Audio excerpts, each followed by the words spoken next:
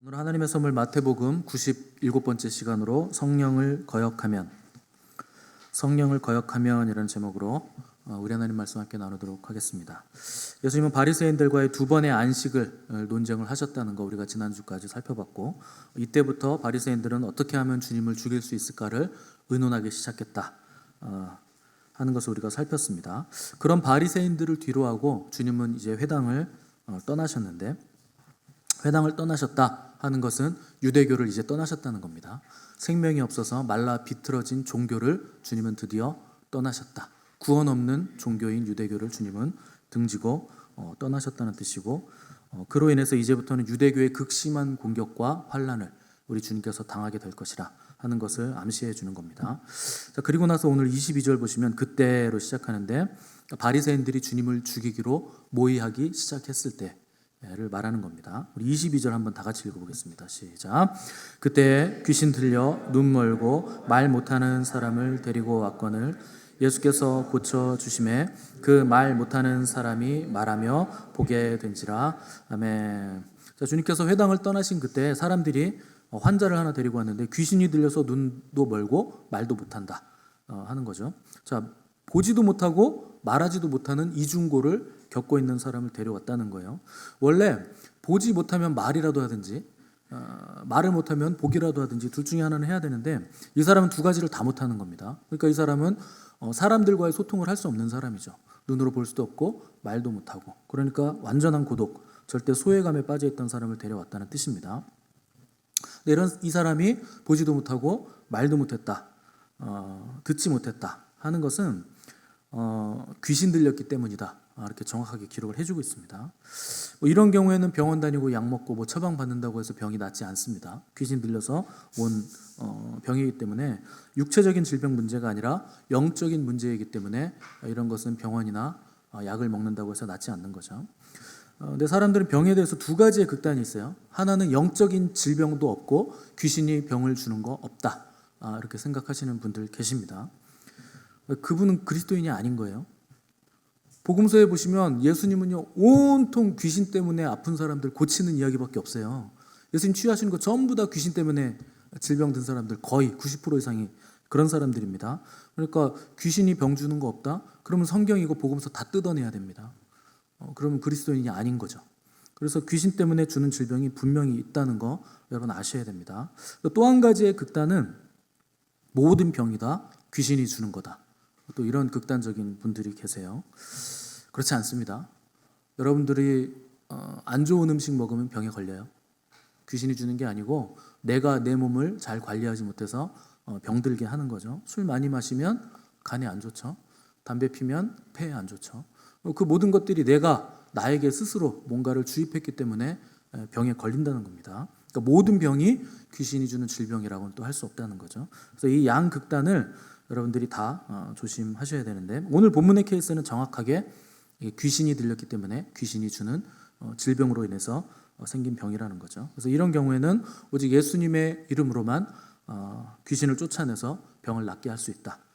그래서 예수님은 이 사람의 병을 즉시로 이제 고쳐주시게 되는데, 이걸 본 사람들이 다 깜짝 놀라게 됩니다.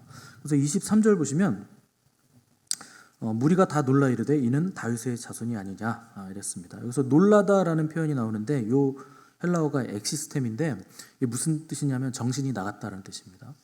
그러니까 혼비백산하다라는 뜻이죠. 그러니까 그냥 저런 일이 있네 이렇게 이성적으로 놀란 게 아니에요. 정신이 진짜 나갈 만큼 깜짝 놀랐는데, 이들의 말이 다윗의 자손 아니냐 이렇게 반응이 나왔다는 거예요. 그러니까 놀란 이유가 뭡니까? 구약 성경에서부터 계속 예언되어 왔고 우리가 그토록 기다리던 메시아 다윗의 자손이 나타났네 라는 것을 이 사람들이 직감적으로 알았다는 거예요. 그래서 혼비백산할 만큼 깜짝 놀랐다는 거죠. 자, 그런데 이 사건을 똑같은 시간에 똑같은 장소에서 똑같이 목격한 사람들이 있는데, 이 사람들은 예수님을 어떻게 하면 죽일까 모의하고 있었던 바리새인들이죠. 근데 이들은 예수님이 일으키신 초자연적인 기적과 또 사람들의 충격적인 반응을 보면서 놀라는 것이 아니라 반대를 위한 반대를 이제 하기 시작합니다. 그래서 어떻게 하면 반대를 할까 생각하다가 급기야 무리하게 억지로 끼워 맞춘 무리한 해석을 했다는 거죠. 자, 24절 한번 읽어보세요. 24절 시작. 바리새인들은 듣고 이르되 이가 귀신의 왕 바알세불을 힘입지 않고는 귀신을 쫓아내지 못하느니라 하고는.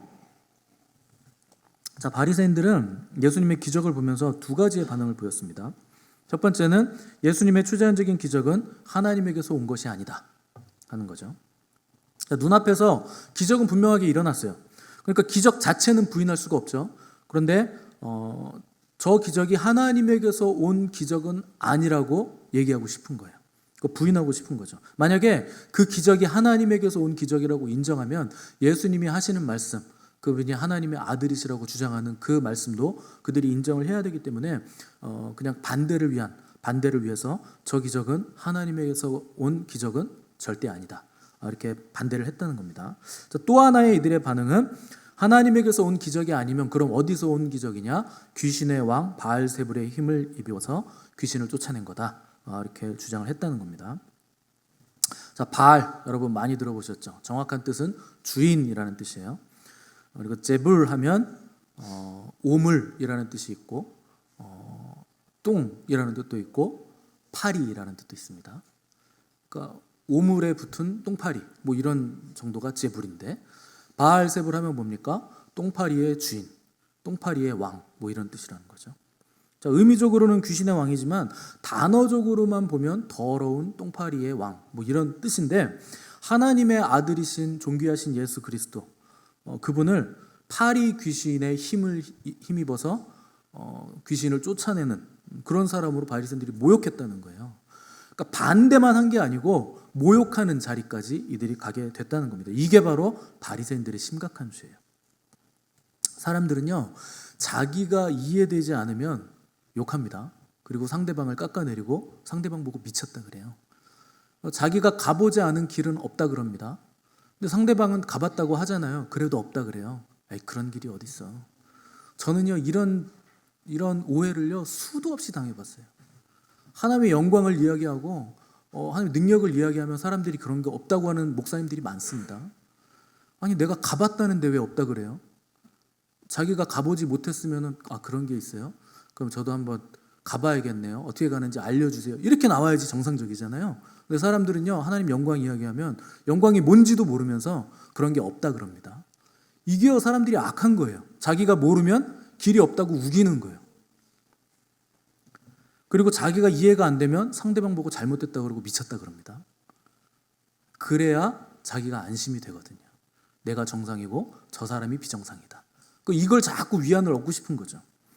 여러분, 모르면 모른다고 그냥 인정하시기 바랍니다. 왜 아멘이 이렇게 작지? 깜짝 놀랐네, 너무 작아가지고. 아니, 모르면서 모른다고 인정하기 싫으세요? 제가 요새 자주 하는 말이 있는데 갑자기 모르면 가만히 좀 계세요. 아니, 그럼 중간이라도 가잖아요. 왜 안다고 우깁니까? 모르면서. 그거 악한 사람이에요. 모르는데 안다고 우기는 거. 그래서 말싸움 하면은 늘상 승리하는 사람이 누군지 아세요? 책 한 권 읽은 사람. 그 사람이 승자입니다. 책 10권, 20권, 100권 연구한 사람은요, 겸손해요. 내가 모를 게 너무 많다. 여러분, 가장 똑똑하다고 했던 소크라테스는요, 내가 아는 건 하나밖에 없다. I have no nothing.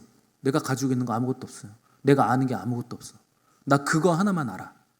그게 자기 알매 전부라 그랬잖아요. 그거 모르면 그냥 가만히 계시면 됩니다. 예수님은 그 바리새인들에게 비유를 들어서 알아듣게 설명하시는 거예요. 야, 들어봐. 너네 사탄이 어떻게 사탄을 쫓아내냐? 한 나라가 서로 안에서 싸우면 그 나라가 망하지. 가족끼리도 서로 싸우고 대적하면 그 가정은 무너지는데 지극히 상식적인 거 아니냐? 어떻게 귀신이 귀신을 쫓아내냐? 이렇게 비유를 들어 설명하신 거죠. 여러분, 27절, 28절 한번 읽어보겠습니다. 27절, 28절 시작. 또 내가 바알세불을 힘입어 귀신을 쫓아내면 너희의 아들들은 누구를 힘입어 쫓아내느냐? 그러므로 그들이 너희의 재판관이 되리라. 그러나 내가 하나님의 성령을 힘입어 귀신을 쫓아내는 것이면 하나님의 나라가 이미 너희에게 임하였느니라. 아멘. 여러분 예수님 시대 그 바리새인들도요 귀신 쫓아내는 사역을 했습니다. 그들은 공공연히 하나님의 능력으로 우리가 귀신을 쫓아낸다 이렇게 얘기를 했어요. 그리고 인정을 했어요. 그러면 그들이 하나님의 능력으로 귀신을 쫓아내는 것이면 예수님도 귀신을 쫓아내는 것이 성령의 능력으로 하는 거라 인정을 해야 되는데 그들이 그렇게 하지 않았다는 거예요. 그래서 주님이 아주 중요한 결론을 내리셨는데 28절 보시면 그러나 내가 하나님의 성령을 힘입어 귀신을 쫓아내는 것이면 하나님의 나라가 이미 너희에게 임하였느니라. 여러분 하나님의 나라가 어떻게 임합니까? 성령님이 오시면 임하는 거예요. 우리는 하나님의 나라를 여기 있다 저기 있다 찾지 말라 그러잖아요. 어디에 있습니까? 성령님이 임하는 그곳에는 하나님의 나라가 임했다는 겁니다. 그래서 우리가 두 가지 교훈을 배울 수 있죠. 첫째, 귀신은 하나님의 성령의 능력으로만 쫓아낼 수 있다는 것. 그리고 두 번째, 성령님이 귀신을 쫓아내고 성령님이 임하신 그곳에는 하나님의 나라가 임했다는 것. 이 두 가지를 배울 수 있죠. 자, 성령님이 강하게 역사하시면 악하고 더러운 영들은 떠나가야 됩니다. 이런 일들이 어떻게 일어날까요? 힘도 아니요, 능도 아니요, 오직 성령으로만. 이게 가능한 겁니다. 그리고 모든 그리스도인들에게는 성령님이 계시죠. 그런데 여러분 중요한 게 성령님이 우리에게 계시는 것과 성령에 충만한 것은 별개의 문제입니다. 다 같은 성령을 받았어도 어떤 사람은 성령 충만해요. 근데 어떤 사람은 성령님이 탄식해요. 또 어떤 사람은 성령 충만이 아니고 자기가 충만해요. 열심히 일은 하는데 아름답지가 않아요. 그 일을 하는 결과가. 그럼 성령 충만입니까? 자기 충만입니까? 자기가 충만해서 일한 거예요. 또 어떤 사람은 최악의 경우 성령으로 시작했는데 처음엔 아름다웠는데 마지막에 악령으로 끝나는 사람들도 분명히 있습니다.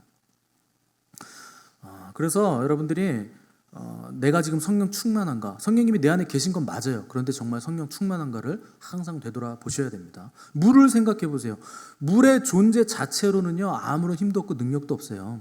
근데 물이 열에 의해 끓기 시작하면 물에서 엄청난 열과 에너지가 분출이 되기 시작하죠. 그래서 성령님이 차고 넘치고 역동적으로 역사하실 때라야 상상할 수 없는 기적과 능력이 나타나는 것이지 가만히 그냥 멀거니 있는데 성령님이 강하게 역사하시고 그냥 내 마음대로 막 살고 그러는데 성령 충만하고 이런 건 없는 겁니다. 피 흘리기까지 싸우지 않으면 성령 충만은 굉장히 어려운 일이 되는 거예요.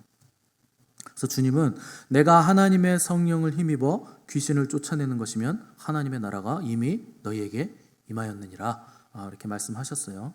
자, 진정한 하나님의 나라를 우리가 어디에서 경험하느냐? 죽어서 천국에 가서 경험하는 게 아니고 이 땅에서부터 우리가 경험하는 겁니다. 특별히 성령님이 임했다는 것은 우리에게 하나님의 나라가 임했다는 강력한 증거가 된다 하는 것이죠. 그래서 예수님이 그토록 제자들과 우리에게 성령 주시기를 원했다. 그리고 내가 가는 것이 너에게 유익하다. 내가 가지 않으면 성령님이 오시지 않는다. 그분이 오시는 게 내가 있는 것보다 훨씬 유익하다는 거예요. 자주 말씀드리지만 여러분 예수님이 승천 안 하시고 지금도 이 땅에 계신다고 상상해 보세요. 그리고 성령님이 안 오셨어. 그럼 여러분 하나님 만나러 어디로 가야 됩니까? 예루살렘으로 가야 돼요.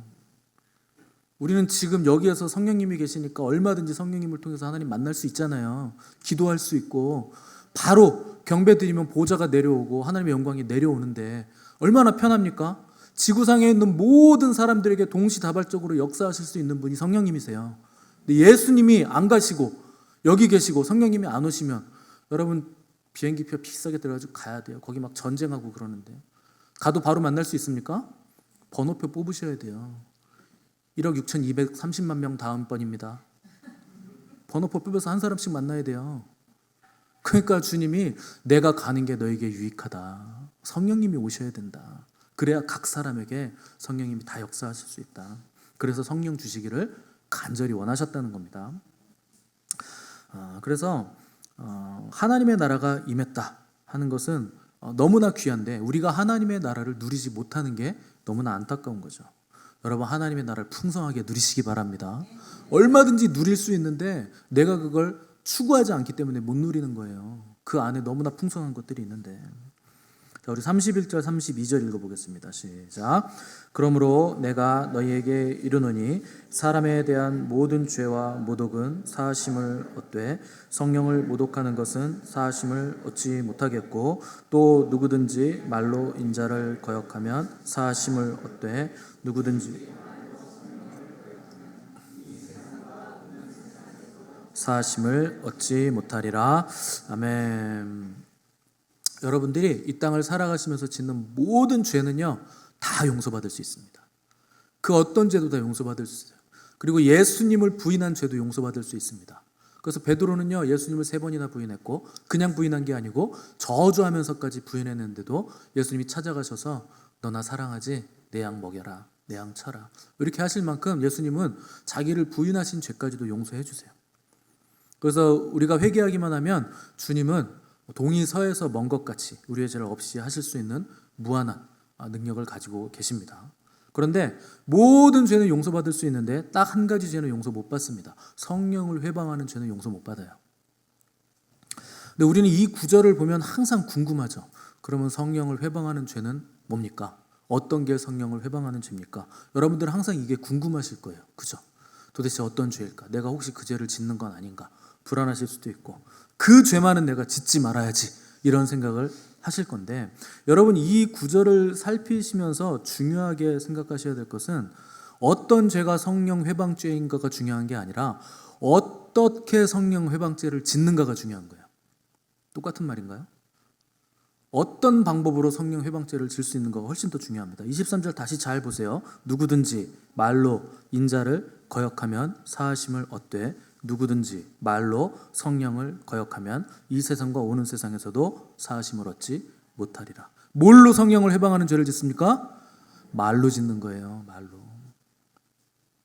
어떻게 성령을 거스릅니까? 말로 거스리는 거예요.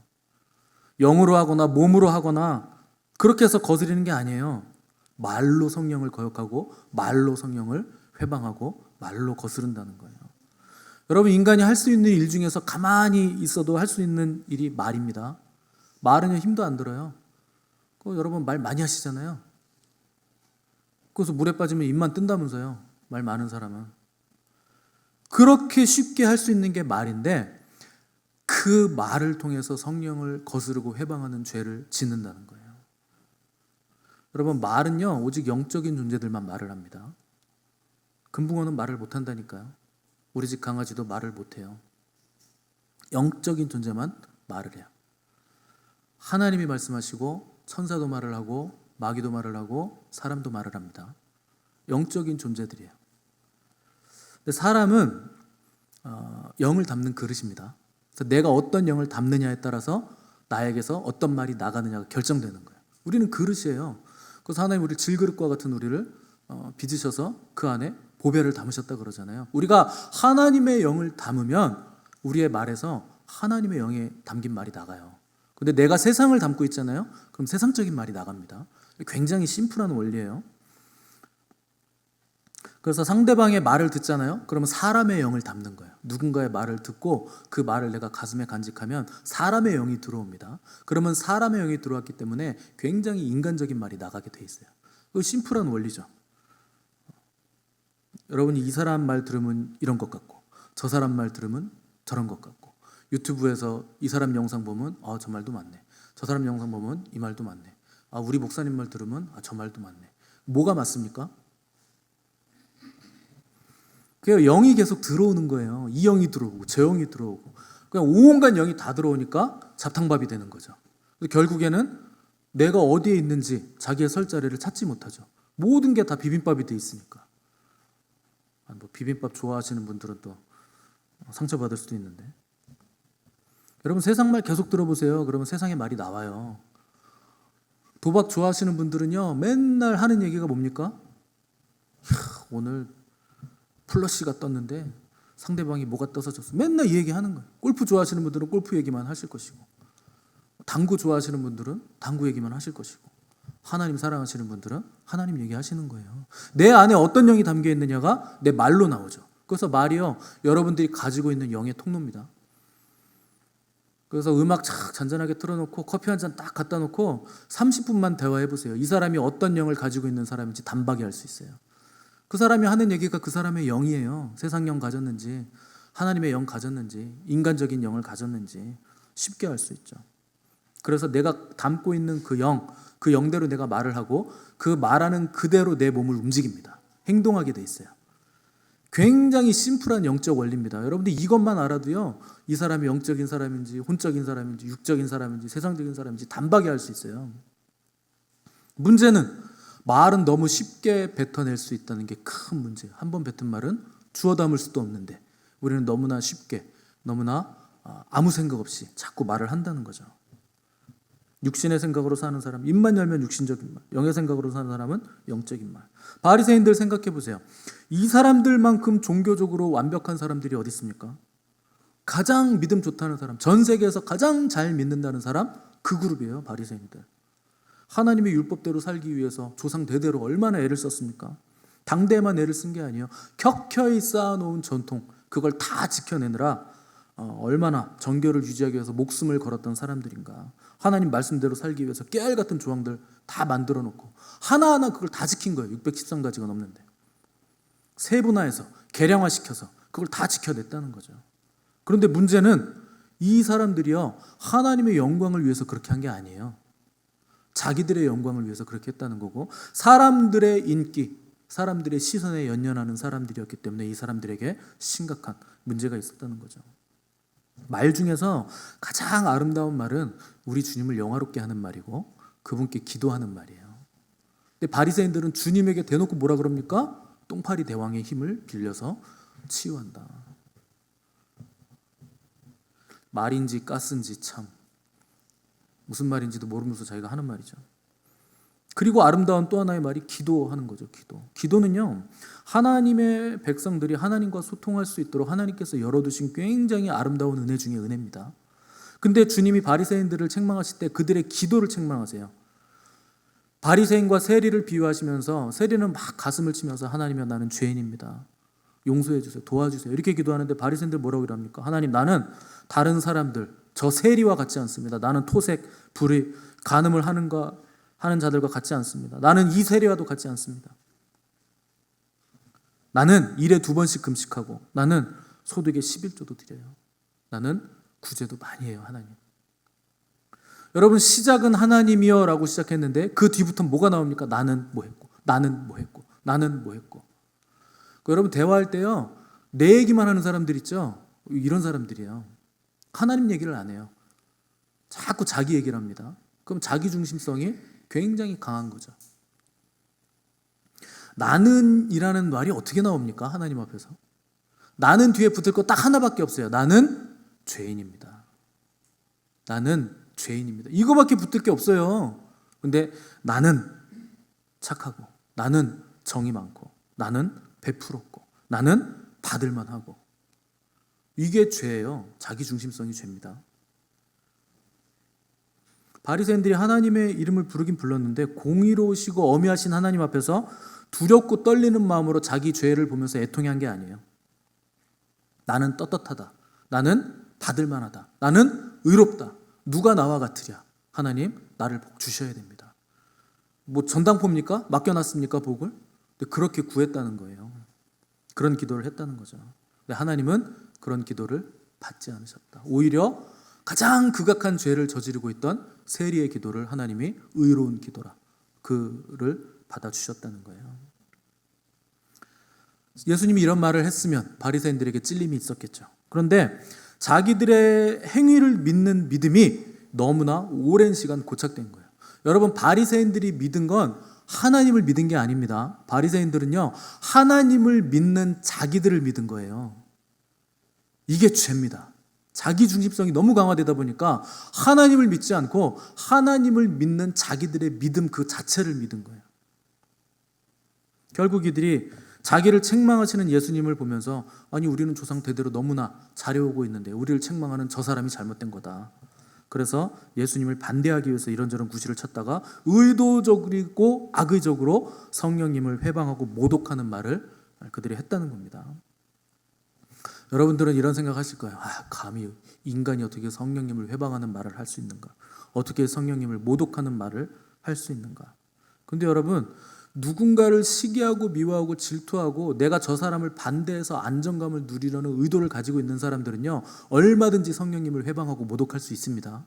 그렇게 해서 내가 안정감을 누릴 수만 있다면, 그렇게 해서 내가 사람들 위해 군림할 수 있다면 얼마든지 그렇게 할 수 있는 거예요. 그래서 상대를 얼마든지 깎아내릴 수 있는 건데, 문제는 그 사람에게서 역사하시는 분이 성령님이실 때 이게 성령 모독죄, 성령 회방죄가 된다는 거죠.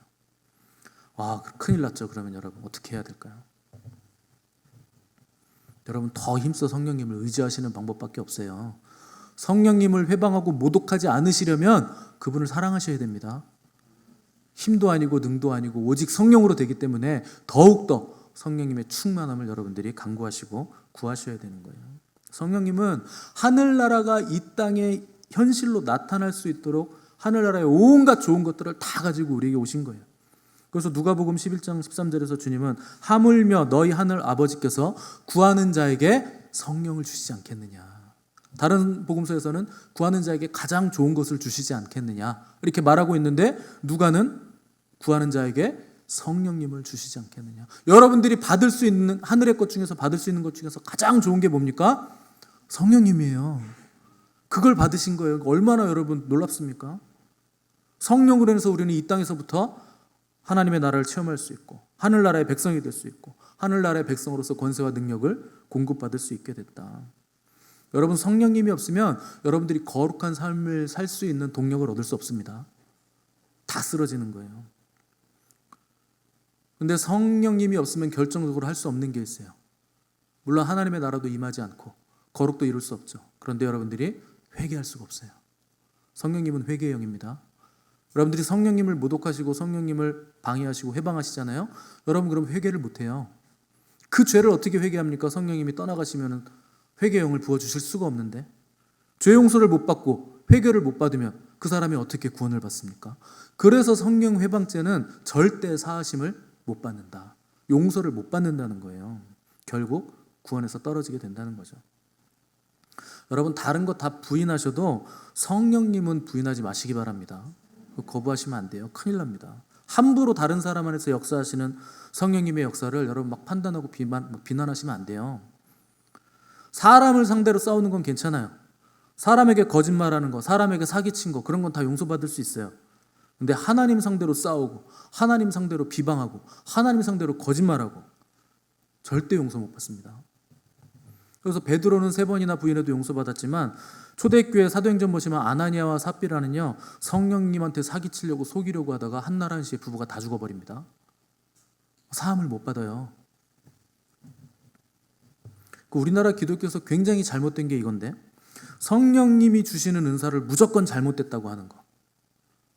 무슨 신비주의로 몰아가고 신사도 운동하는 사람들로 몰아가는 거. 이거 굉장히 잘못된 겁니다. 물론 우리 교회에 신사도가 많죠. 신사들이 많죠. 그렇다고 신사도 운동을 하는 사람들은 아니잖아요. 신사도 운동이 뭔 줄 모르는 거죠. 여러분도 모르는 표정이신데. 여러분, 방언하고 치유하고 악한 영 쫓아내면 다 신사도 운동하는 사람입니까? 신사도 운동이라는 건요, 이 시대에도 사도들이 있다는 거예요. 새롭게 하나님이 세우신 사도들이 있다. 모든 교회는 그 사도들에게 복종해야 된다. 그들이 권세자들이다.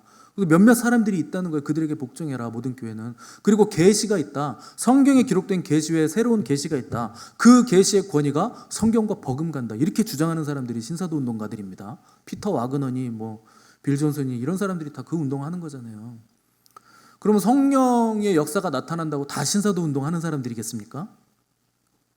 모르겠다는 표정들이네요. 성령님의 역사는요, 교회 안에서 다 일어나는 거예요. 성경에 써있는 역사들은 다 나타나요. 방언이니 예언이니 통변이니 치유니 축사니 이런 거 다 일어납니다. 아니, 말씀이 선포되면 말씀의 능력이 나타나는 게 당연하죠. 여러분들 안에 귀신이 있는데 그럼 데리고 사실 거예요? 귀신이 없다고 주장하지 마시고, 성경에 온통 귀신 얘기라고 했잖아요.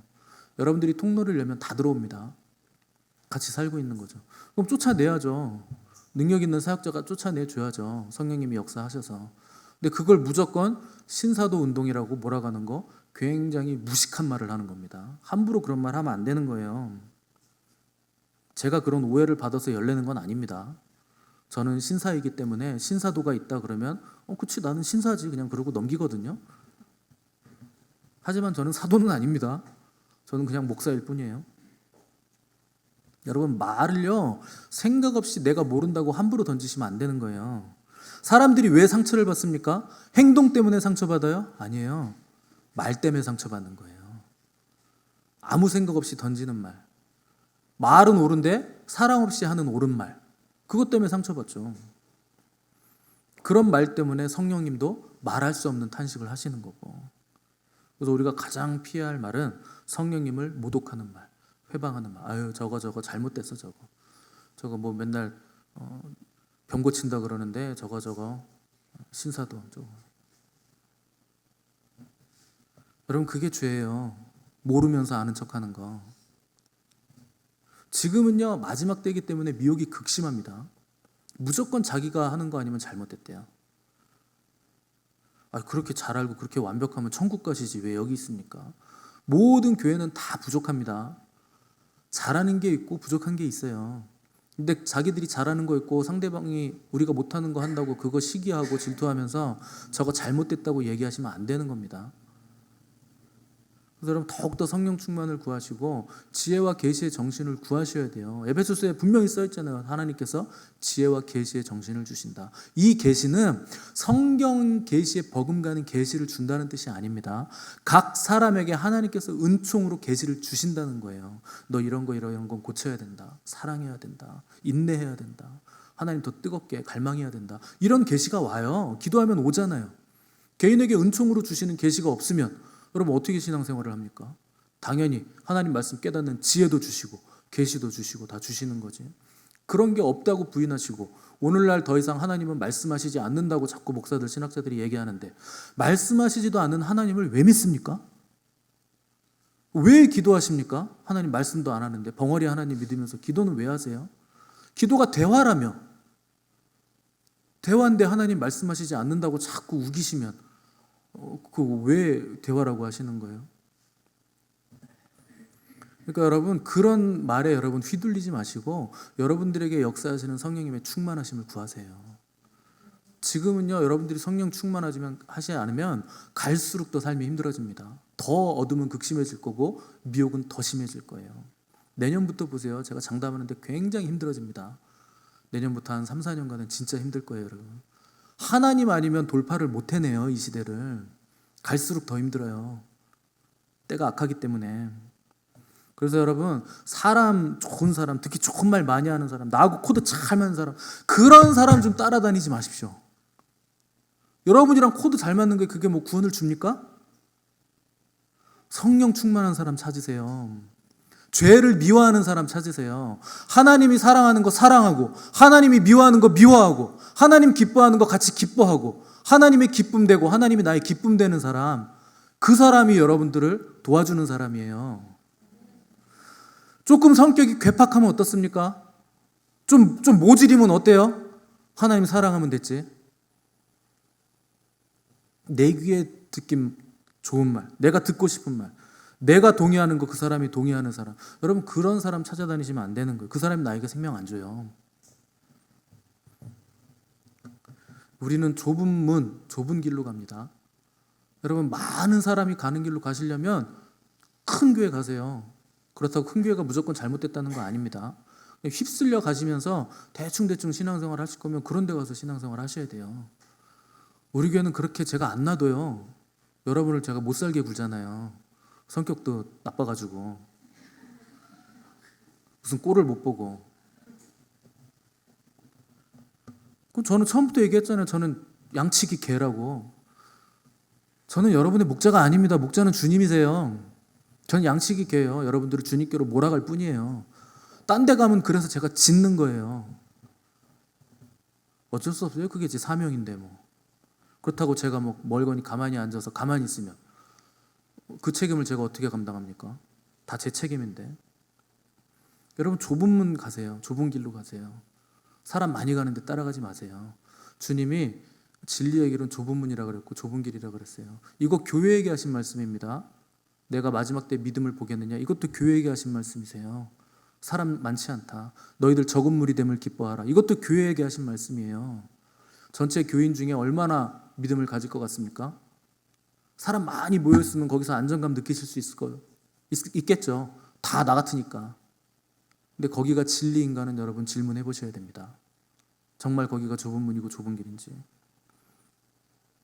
그래서 여러분, 우리는 다 좁은 문, 좁은 길, 진리의 길을 걸어가야 되는데 얼마나 힘든 길입니까? 성령님의 충만하심을 구하셔야 돼요. 서로 도와주십시오. 돌아보고 격려하고 받아주고 긍휼히 여기고. 이해가 안 되죠. 아니, 사람이 서로 다른데 어떻게 이해가 됩니까? 이해가 되는 게 기적이죠. 남이 나에게 잘해주는 거 기적이라니까요. 원래 남은 나에게 잘 안 해줘요. 내가 아니기 때문에. 그러니까 그냥 있는 그대로 받으셔야 돼요. 그래서 끌어안으시고 사랑과 선행을 격려하시고 서로가 서로에게 힘 대주시기 바랍니다. 여러분 서로 적군 아니에요. 아군이에요. 다 하나님의 자녀입니다. 다 주님의 양들이에요.